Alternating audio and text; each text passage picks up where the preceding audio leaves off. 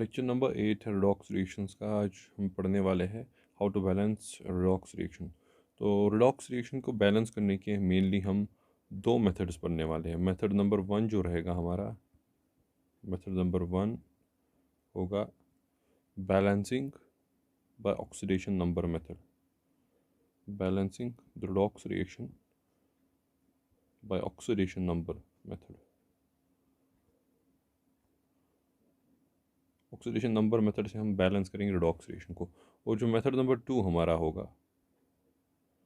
Method number 2 होगा balancing by ion electron method. तो हम इन दो मेथड से देखेंगे किस तरह हम बैलेंस करते हैं एक रिडॉक्स रिएक्शन को। आयन इलेक्ट्रॉन मेथड को हम हाफ रिएक्शन मेथड भी कहते हैं, हाफ रिएक्शन मेथड। तो इन दो मेथड से हम सीखेंगे हम कैसे रिडॉक्स रिएक्शन को बैलेंस करते हैं। तो रिडॉक्स रिएक्शन को बैलेंस करने की क्या ज़रूरत है? तो दो इम्पॉर्टेंट चीज़ें हैं। रिडॉक्स रिएक्शन को जब हम बैलेंस करते हैं तो किस लिए करते हैं? तो why do we balance redox reaction? तो दो रीजंस है कि हम रिडॉक्स रिएक्शन को क्यों बैलेंस करते हैं। पहला रीज़न तो यही है कि हम डिफरेंट एलिमेंट्स के एटम्स बैलेंस करें रिएक्टेंट साइड से और प्रोडक्ट साइड से। सो फर्स्ट रीज़न ये है कि to balance atoms of various elements. Second reason जो है रिडॉक्स रिएक्शन को बैलेंस करने का, वो ये है कि हमें पता है कि रिडॉक्स रिएक्शन में दो मेन चीज़ें होते हैं। First is reduction and second is the oxidation. और जैसा कि हमें पता है according to modern concept, reduction means the gain of electrons, gain of electrons, and oxidation means the loss of electrons, loss of electrons।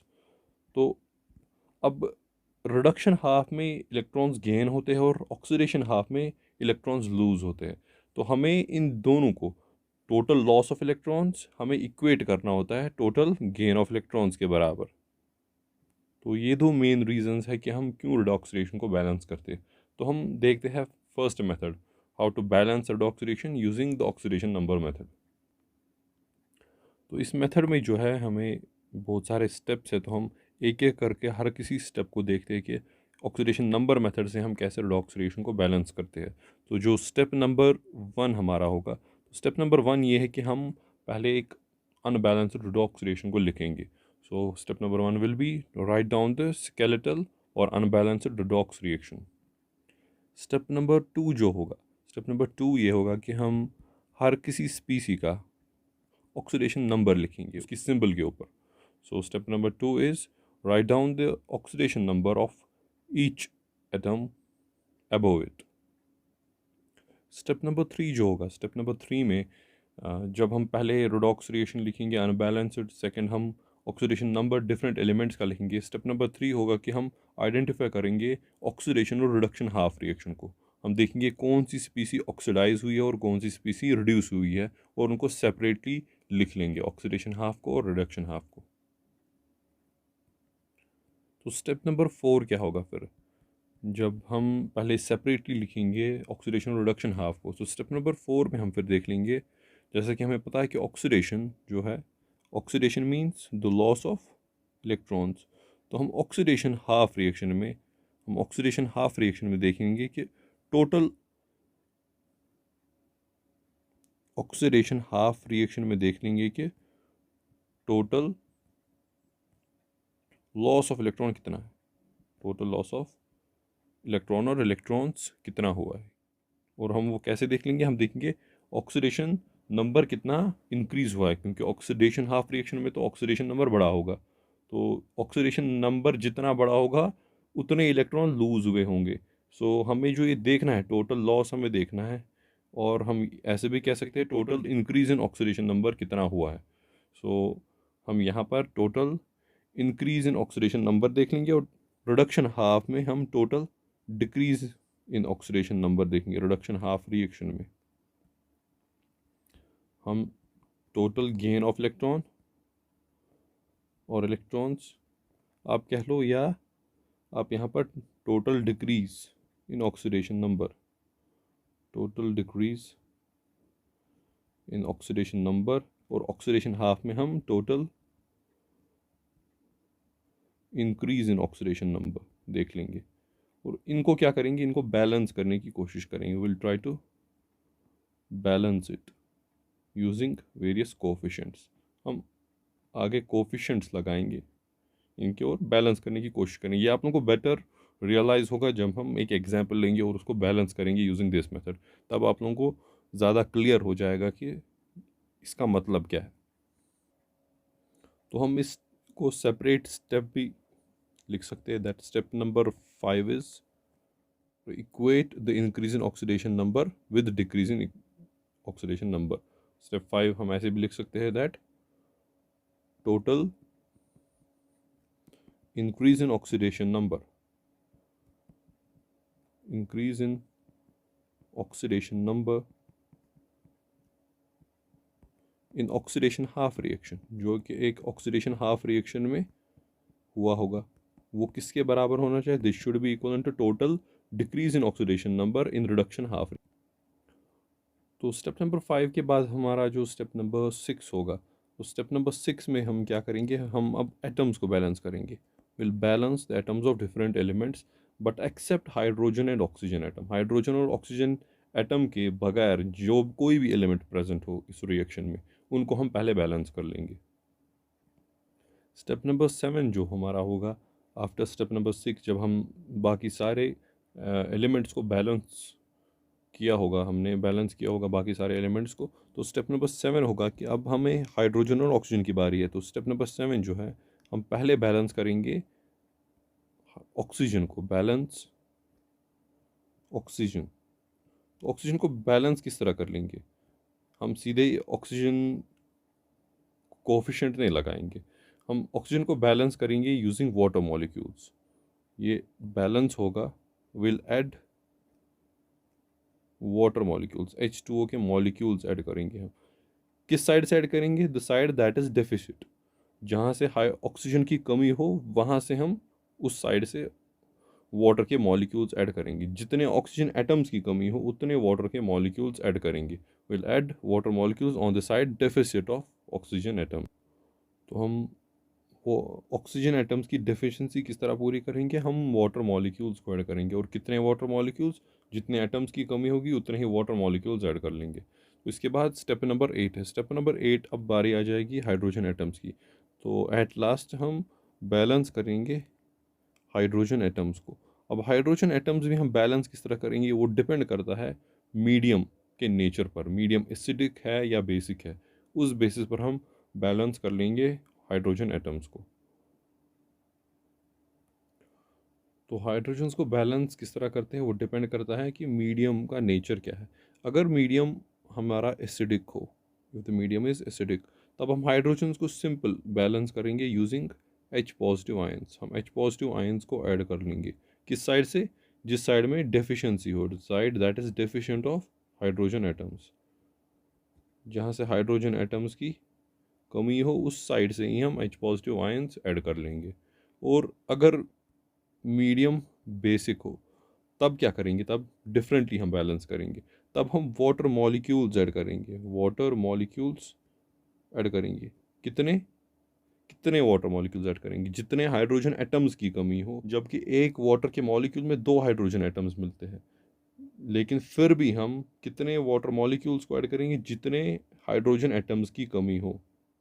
लेकिन इसमें problem क्या है कि हाइड्रोजन तो बैलेंस हो जाएगा, हाइड्रोजन्स भी एक्चुअली बैलेंस नहीं हो जाएंगे उससे, क्योंकि हमें double the number of hydrogen atoms मिलेंगे। और ऑक्सीजन भी इम्बैलेंस हो जाएगा। तो क्योंकि मीडियम बेसिक है और बेसिक में हमें पता है कि हाइड्रोक्साइड आयंस प्रेजेंट होते हैं, तो हम क्या करेंगे, वाटर मॉलिक्यूल्स हम ऐड करेंगे उस साइड से जहाँ से हाइड्रोजन की कमी हो। और अपोजिट साइड में, जो कि अपोजिट साइड हो, अपोजिट साइड में हम ऐड कर लेंगे, will add hydroxide ions. Will add hydroxide, हम ऐड कर लेंगे equal number of hydroxide ions.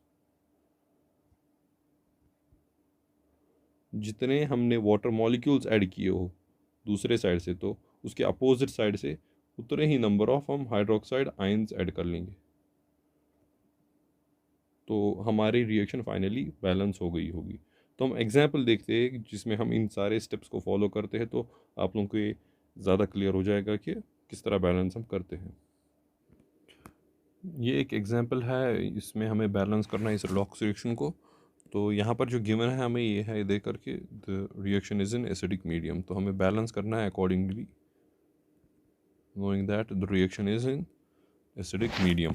तो पहला स्टेप जो होगा, हम स्केलेटल इक्वेशन को लिख लेंगे, वो तो ऑलरेडी गिवन है, हमें उसको लिखने की ज़रूरत नहीं है। नेक्स्ट विल भी हम ऑक्सीडेशन नंबर लिख लेंगे अब हर किसी स्पीसी का।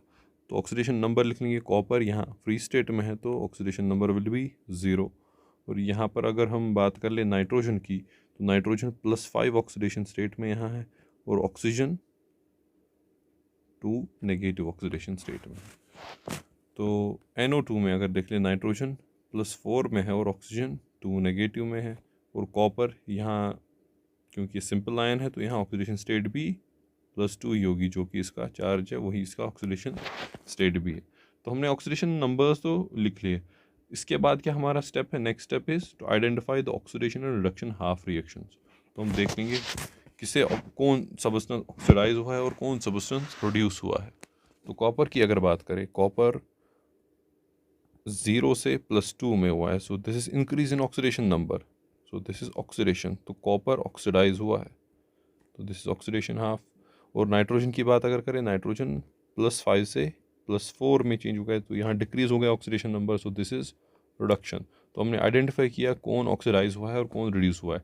तो हम इनको अब सेपरेटली लिख लेंगे, पहले कौन ऑक्सीडेशन हाफ और रिडक्शन हाफ रिएक्शन को हम सेपरेटली लिख लेंगे। तो हमने ऑक्सीडेशन और रिडक्शन हाफ रिएक्शन को यहाँ पर सेपरेटली लिख दिया है। तो हम अब क्या करेंगे, हम टोटल इंक्रीज और टोटल डिक्रीज देखते हैं कितना हुआ है पर एटम के बेस में, और टोटल नंबर ऑफ एटम। तो यहाँ कॉपर क्योंकि इन्वॉल्व है, हम कॉपर का ही देख लेंगे। डिक्रीज यहाँ इंक्रीज हुआ कितना है, बिकॉज दिस इज ऑक्सीडेशन, यहाँ हम इंक्रीज देखते हैं कितना हुआ है।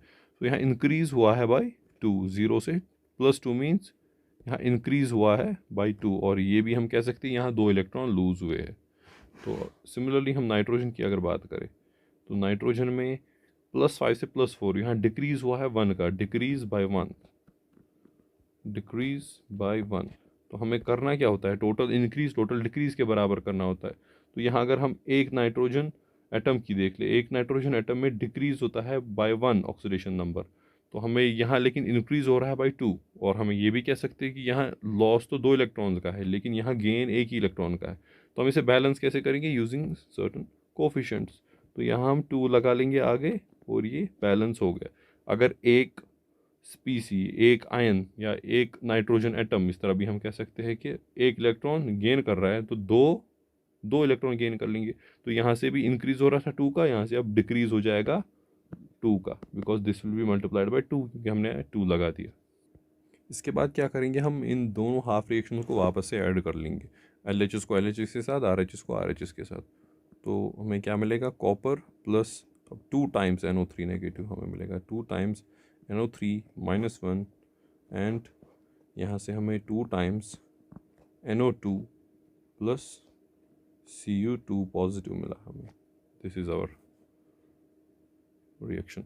अब हमें क्या करना है, we have to balance all the other atoms other than hydrogen and oxygen. हम देख लेंगे ऑक्सीजन और हाइड्रोजन के अलावा बाकी सारों को बैलेंस कर लेंगे। तो यहाँ तो हाइड्रोजन है नहीं फिलहाल, ऑक्सीजन को फिलहाल बैलेंस नहीं करना है, तो वहाँ बचे कॉपर और नाइट्रोजन। कॉपर तो ऑलरेडी बैलेंस है, दोनों साइडों से एक एक कॉपर एटम है। नाइट्रोजन की भी बात अगर करें, नाइट्रोजन भी ऑलरेडी बैलेंसड है। तो डायरेक्टली हम इन उन स्टेप्स को स्किप करके पहुँचते हैं बैलेंसिंग हाइड्रोजन एंड ऑक्सीजन, और पहले हम उसमें से ऑक्सीजन को बैलेंस कर लेंगे। और ऑक्सीजन को कैसे बैलेंस करते हैं, बाय एडिंग वाटर मॉलिक्यूल्स। तो हम अगर लेफ्ट हैंड साइड से देख ले, यहाँ 2 × 3, दिस 2 × 3, 2 × 3 is 6। और अगर RHS में देख ले, RHS में 2 × 2, there are only 4 oxygen atoms. तो LHS से हमें 6 ऑक्सीजन एटम्स है और RHS से हमें 4 ऑक्सीजन एटम्स है। तो प्रोडक्ट साइड से 2 ऑक्सीजन एटम्स की कमी है, डेफिशिएंसी है। तो हम ऑक्सीजन को बैलेंस करते हैं by adding the water molecules, equal number of water molecules. तो हम यहाँ क्या करेंगे, 2 ऑक्सीजन एटम्स की कमी है, तो RHS से हम 2 वाटर मॉलिक्यूल्स ऐड कर लेंगे, तो ऑक्सीजन हमें बैलेंस हो गया। अब बारी आ जाएगी हाइड्रोजन की। अब हाइड्रोजन तो सिर्फ RHS में प्रेजेंट है, और वो कितने हैं, दे आर 4, बिकॉज हमने 2 वाटर मॉलिक्यूल्स ऐड किए हैं और 2 वाटर मॉलिक्यूल्स में 4 हाइड्रोजन के एटम्स है और हमने रिएक्शन इनिशियली ली है कि this reaction is in the acidic medium. तो हम एसिडिक मीडियम में हाइड्रोजन बैलेंस करते हैं by adding H positive ions. तो क्योंकि अब रिएक्टेंट साइड से 4 हाइड्रोजन एटम्स की कमी है तो हम रिएक्टेंट साइड से ऐड कर लेंगे 4 H पॉजिटिव आयंस को। तो फाइनली अगर आप देखेंगे रिएक्शन बैलेंस हो जाएगी इलेक्ट्रॉन्स के हिसाब से भी और एटम्स के हिसाब से भी। तो हम फाइनल रिएक्शन को वापस रीअरेंज करके लिख सकते हैं आप। अगर हम चेक करेंगे different atoms on both the sides तो हमें ये दिख रहा होगा कि कॉपर के, नाइट्रोजन के और ऑक्सीजन के और हाइड्रोजन के कितने एटम्स है 1 2 6 and 4। Same number of atoms हमें प्रोडक्ट साइड से भी मिलते हैं। That means reaction is balanced, reaction balance हो गई है। तो होप आप लोगों को समझ आया होगा किस तरह हम बैलेंस करते हैं रेडॉक्स रिएक्शन को using the oxidation number method. तो नेक्स्ट लेक्चर में हम देखेंगे how to balance the redox reaction using the ion electron और हाफ रिएक्शन मेथड।